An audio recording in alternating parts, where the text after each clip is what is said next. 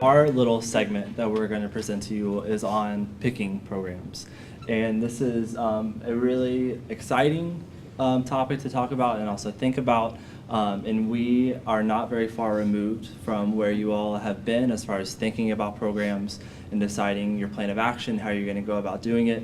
So it's still very fresh to us, and we're going to share throughout this. We aren't just going to read off the slides. We're going to share our own experiences in trying to pick programs and really decipher at the very superficial primary level what we're looking for, and then make a plan of action from there.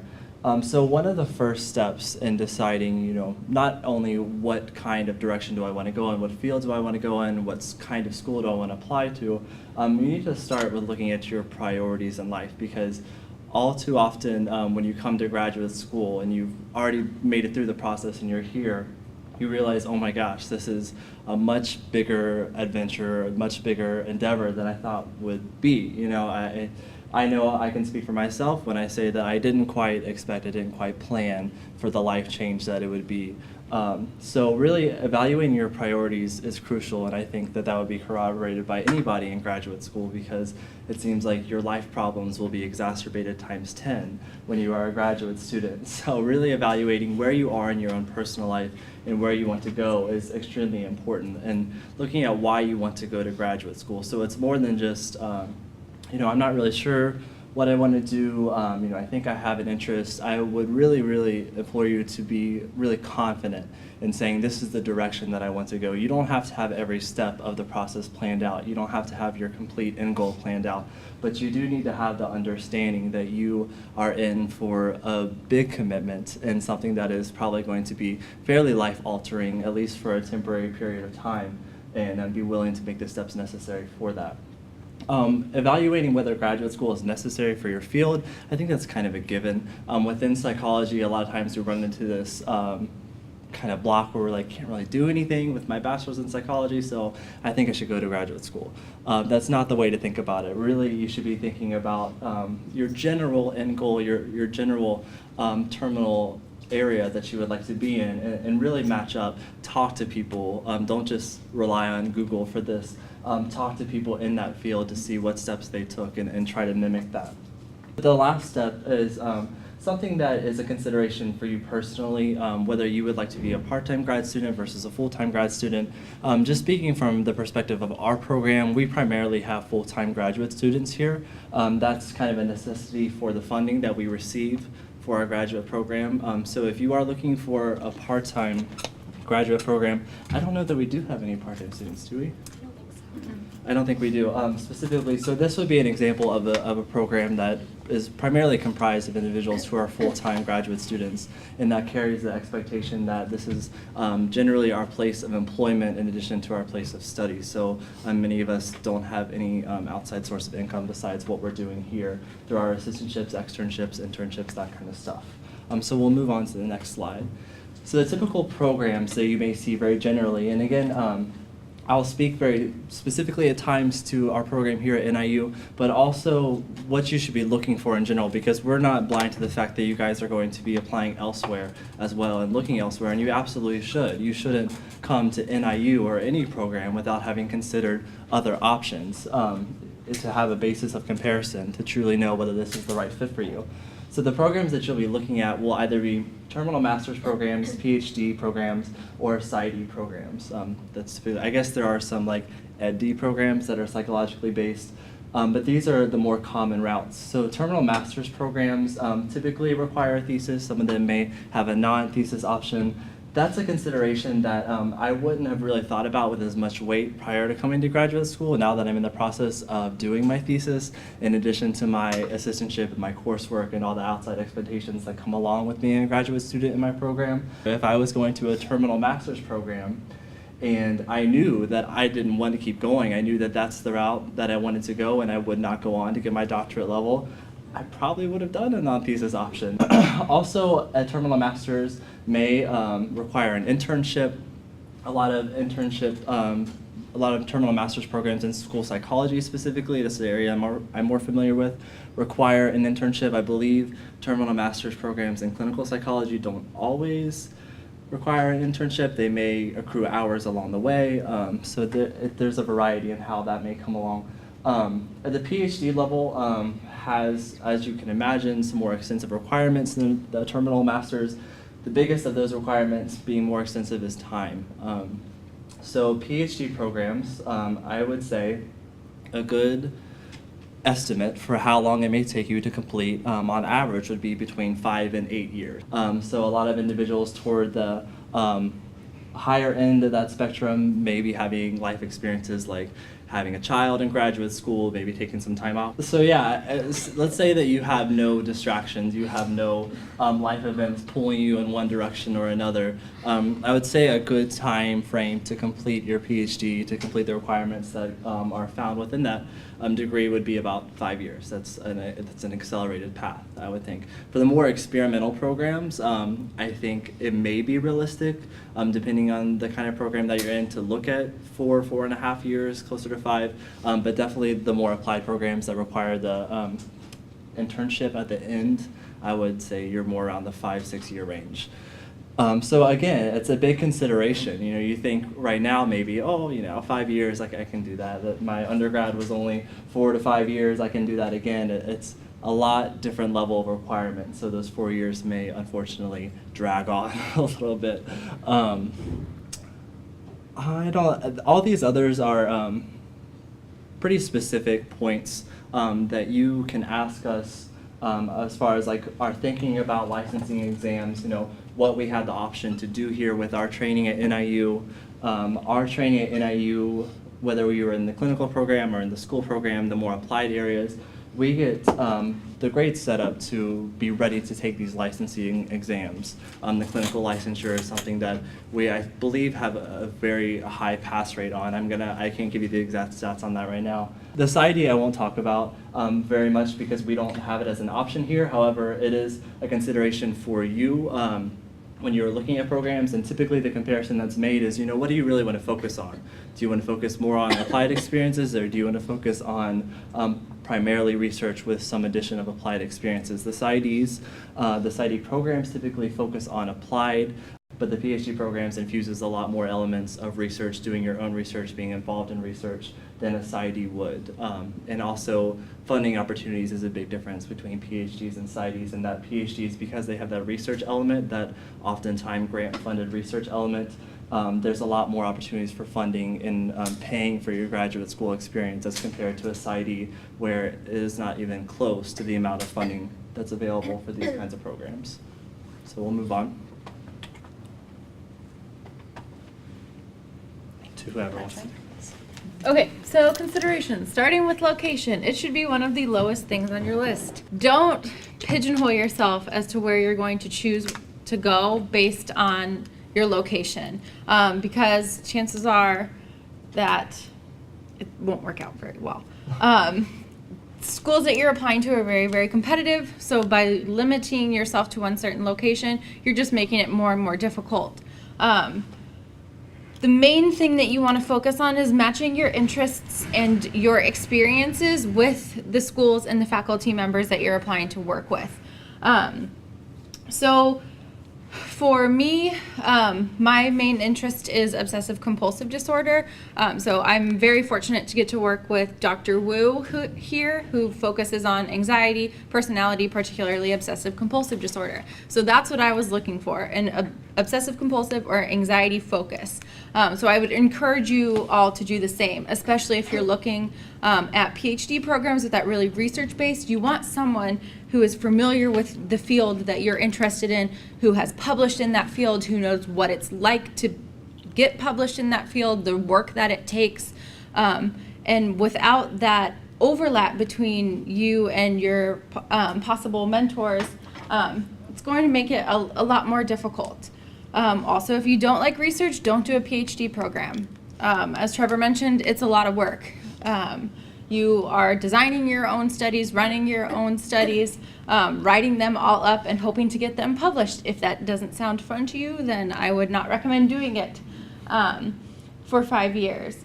Also, when you go, an important part is if you get invited to an interview, you're basically wanting to sell yourself to the school because you guys are such a great match, and it'll just be a wonderful 5 years together. You want that match, and if the match isn't there, then you have to be honest with yourself that it's not going to work, that fit isn't going to work. Also, focus on your academics versus practice, really feeling out what you want to do is what it really comes down to. Do you want the research versus practice, scientist practitioner maybe, more applied focus practice, maybe very heavy on research? Figure out where you fall on that scale, and then the schools that fit that characteristic. We're more of the scientist practitioner model. So especially in the clinical program, we all receive training in the clinic. You all have to do a thesis and a dissertation project. So you are fully submerged in both research and practice. So you get both sides of that coin. But make sure that you're looking for that, and you can find that online for most other schools. Also, APA accreditation is really important. I would not recommend going somewhere that does not have APA accreditation. That is going to come in particularly handy with your funding. So just you want to go somewhere that's accredited. Also consider demographics. Do they have support systems in place for minorities? If that is something that's very important to you, something that you are looking for, make sure that's there. Depending on where you are in the country, that is definitely going to vary. Big part of professional development. It's how you network with a lot of the big names. It's how you get your research out there and let people know that what you're doing, and later on possibly plant seeds for internships or postdocs or whatever it might be.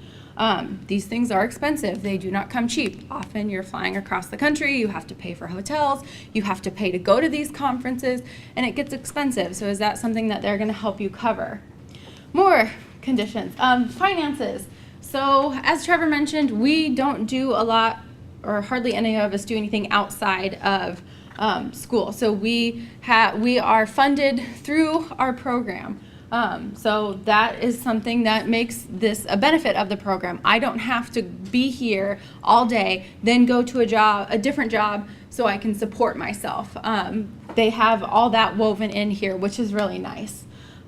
Is funding available during the summer is another important question. If yes, what does it entail you doing? If no, what are your options? Do you have to stay and do your research?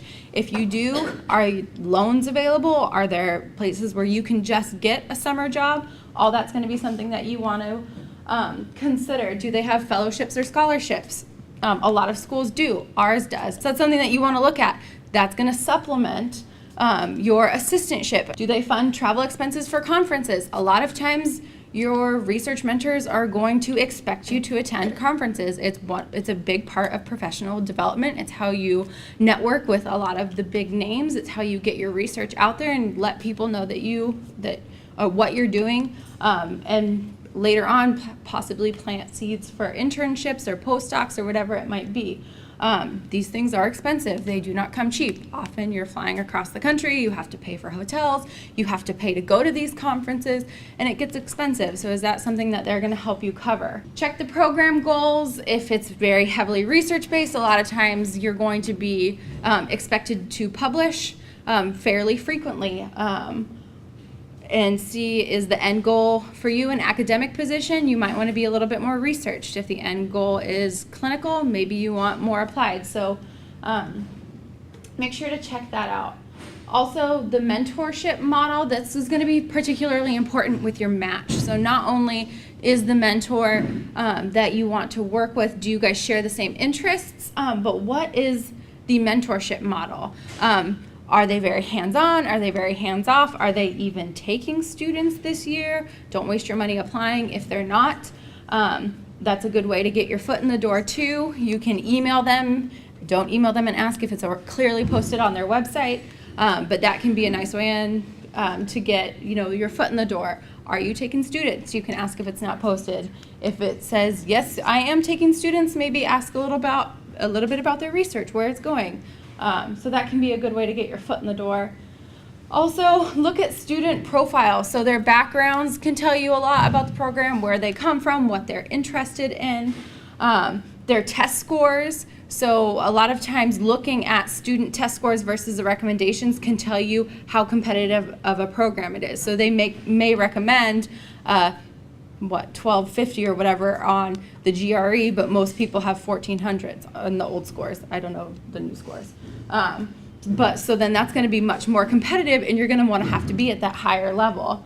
Demographics, completion time, so that length of time that it's going to take, and then success. Are they licensed? Did they match on internship? Do they have a postdoc now? Are they publishing a lot now? Are they placed in applied positions? Where are their students? Is the GRE subject test required? Make sure you check that early because it's only offered a couple times per year, and you want to make sure you have your scores back. And would you be happy there? So consider that, and a lot of times this is going to come into play during the interview once you actually go to visit. Take that into consideration, but also this is when you should be assessing the relationships between the graduate students, how they interact with one another, between graduate students and faculty, and particularly between you and the faculty member that you're interested in working with. Now we want to give you a little bit more logistical information about where you're actually starting. And we're just going to breeze through this because hopefully you guys already know some of this, and we want to have time to leave for you guys to have questions. So the first thing you want to do is start looking at books that are going to help you find programs that you're interested in. And these books, you can often find them in the library. Don't buy them. Go to the public library. Go to the library at your university and see if they have them. And then just flip through them, look in programs in psychology. If you're interested in a specific program, they give you all of the information that you could ever possibly want about programs. So those are really good resources for you. And then when you're looking, you can kind of tell whether or not you would be a good candidate based on the information that's there. So if you're not a good candidate, that's okay. You have time to make yourself a good candidate, either through research experience or practical experience. GPA isn't everything. Yes, it carries a decent amount of weight, but there are other things that you can do to make yourself look really nice on applications. Also, what you guys are doing is exactly what you should be doing. Get in contact with graduate students and give yourself opportunities to have conversations with them that you can ask them questions on a more personal level and, really talk about the things that you're specifically interested in talking about. And that's going to be really helpful for you moving down the road. But once you have your own ideas about what you're looking for in a graduate program, start picking out programs and creating this huge maybe Excel spreadsheet or Word table. List things that you do like and that you don't like about the program, and then rank them. And you should be starting that as soon as you possibly can, because you want to include different levels of programs as well. So maybe you want to apply to those Ivy League schools just to see if you can get in, and that's awesome. More power to you. You absolutely should. But also apply to schools that are more mid-level, and then ones that you'll get in. So I know that I applied to both PhD and master's level programs because if I didn't get into a PhD program, even if I didn't want to attend a master's program, I wanted to have that cushion and those options available to me. So keep your options open, know yourself, and have a good awareness of what it is that you actually want in a program. Yeah. So it's definitely variable depending on who you ask, and there are certain programs that are much more competitive than others. So your research programs, Ivy League schools, they are going to be more competitive. PsyD programs and master's level programs are going to be a little bit less competitive, but then within each of those groups there are certain schools that are also more competitive. And that information is also given to you either on the school's website or in those books. You can find how many people are applying and how many people get accepted for each academic year.